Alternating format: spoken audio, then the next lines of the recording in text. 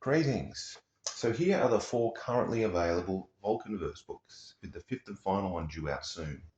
But what is VulcanVerse, you might ask? They're books co-authored by Dave Morris and Jamie Thompson, who are kind of renowned in the game book industry, especially for their Fabled Land series. And VulcanVerse is a spiritual successor to the Fabled Land books, meaning that they are open world game books. It's a simple idea. Each book represents a part of the world, and you can travel across the game world by switching books. Normally you travel to the end of a map, or to the edge of the map, I should say, and then you can transition into another book if you want. But there are more interesting methods of getting between books. Vulcanverse is set in sort of an ancient Greek, ancient Roman setting, not ancient Greek.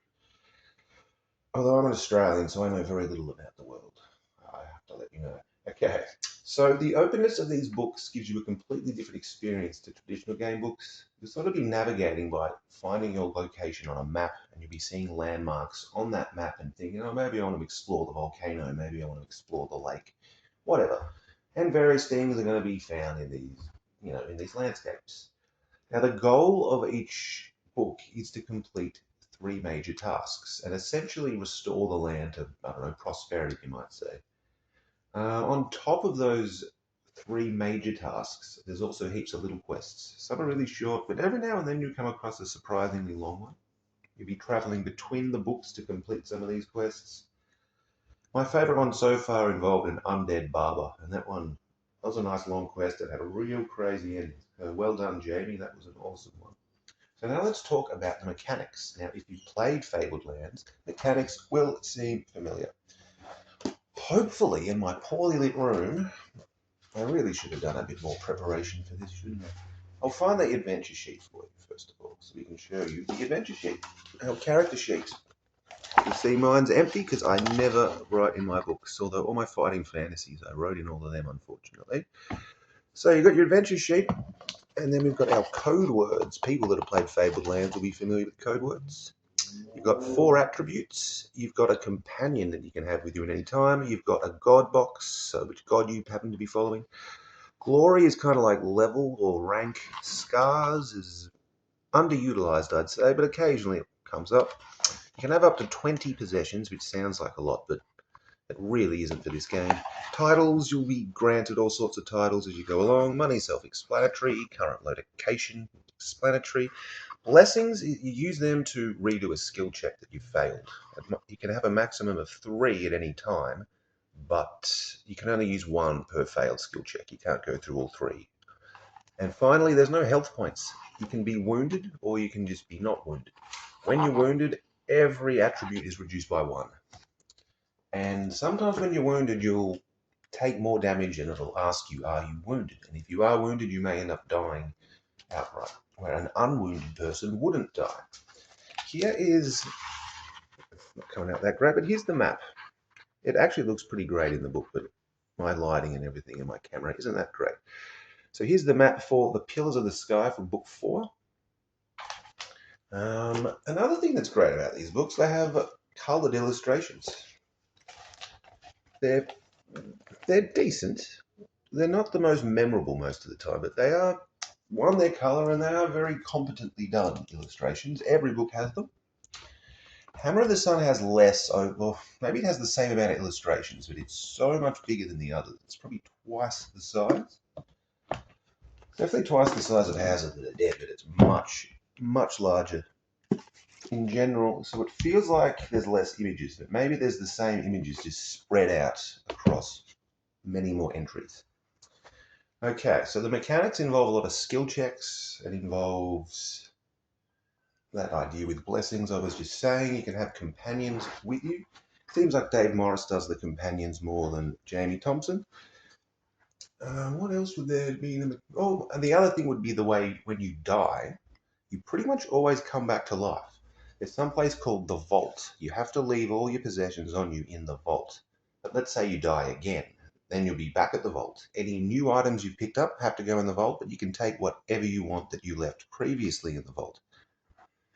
That's a big change from Fabled Lands, where you could lose quest items. You can't lose anything basically in VulcanVerse. Now, Let's talk about getting a real game over, because this is the only issue I have with VulcanVerse. I love VulcanVerse, by the way. I haven't given you any critical opinions yet. I freaking love these books. I'm addicted to them, can't stop thinking about them, playing them.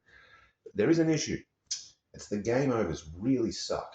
And this is the biggest difference from Fabled Lands. Fabled Lands had constant dice rolling, combat and danger everywhere. Just traveling from one city to another could do so much stuff. You could get, I don't know, taken by smugglers, and then you get taken by pirates somewhere and you're sold to slavery in a new book. And you think this is horrible, but then something great might happen a few minutes later, and all crazy stuff can happen. So dying and replaying Fabled Lands is awesome. Once I died, or game overed, I should say, not just dying, but getting a complete game over in Fabled Lands, not a big deal. Getting a complete game over in VulcanVerse is very different. There's virtually no random encounters, so you're going to be replaying the exact same thing again. And it doesn't feel like a fighting fantasy. It's not a linear, quick sort of experience, but it'll have that. It can have a bit of the tedium, especially if you're trying to complete all the quests. I'm trying to do everything. So after my fourth or fifth game over, I just decided to ignore game overs. If it happens, well, I just cheat my way through it. Because book 5 is due out pretty soon, and I've completed a lot of these books, I want to keep this character that I've got, and then I want to run through book 5. And then I probably won't touch VulcanVerse for many years, just because it doesn't have the replayability. That's the only thing. So if you have played Fabled Lands, I've never played Legendary Kingdoms, but I know it's very similar. It's like a spiritual successor in a way to Fabled Lands, just done by different people. If you've played that and you're just expecting the exact same, constantly replayable thing, you're probably not going to get that out of VulcanVerse. There's a bit of it, man, but not. There's like 5% of it. If you were to, yeah, it's got about 5% of the action that Fabled Lands does. That might sound weird, but that's legitimately how it is. Um, so what else can I say? I guess you got the two differences between Dave and Jamie. Dave Morris has a kind of drier, more serious tone. He's still got jokes in there, but Jamie Thompson has a lot of jokes. Lots of jokes. Most of the time they really all land for me. Sometimes Jamie's jokes go from being quite mature to maybe immature. It's like he hasn't quite figured out the audience sometimes. It didn't bother me, just pointing out. Sometimes I felt like that belongs in like young fiction, and you might say a game books for kids, but I don't think many kids would like VulcanVerse, where I think lots of kids would like Fabled Lands, purely because it requires so much patience. If I were to pick a favorite book, it probably would be Hammer of the Sun. Just at first, it seemed a bit tedious, I guess, because I hadn't unlocked some things. Essentially, in this one, you have to get the cataracts going. You got to get the water going again. You're in a desert, so that's a pretty obvious thing to be doing. Once you've done that, the whole landscape changes because you've. And it's not just that changes. Heaps of things change. I don't want to spoil too much for you, but yeah, imagine you've got all the rivers flowing, or all the water supplies going again. It completely changes, like maybe a third of the book. Like, I mean, every passage you go to, it'll be like, do you have this particular code word? And you will have that code word if you've got the water going again. So now you get a completely different scene. Dave takes it even further with the companions, where it'll be like you'll land on one location. Do you have this particular companion with you? Oh, but do you have this particular? And I think there's three that come up as an option. So you're thinking, I could backtrack through this book many times. I get the water flowing again. That changes everything. I take a different companion. That changes everything.